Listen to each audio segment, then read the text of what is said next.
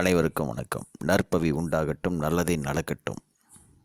இன்றைக்கி நம்ம பார்க்கக்கூடியது மீன ராசிக்காரங்களுக்கு செல்வ செழிப்பு, நிரந்தர செல்வ செழிப்பு உண்டாக, மீன ராசிக்காரங்களுக்கு நிரந்தர செல்வ செழிப்பு உண்டாக பழனி மலை முருகனுக்கு தீப வழிபாடு செய்கிறது ரொம்ப நல்லது.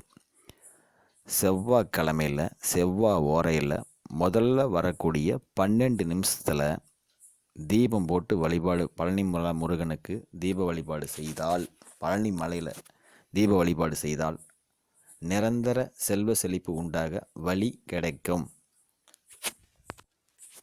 வழி உண்டாகும். நிரந்தர செல்வ செழிப்பு உண்டாக நிறைய வழி பிறக்கும்.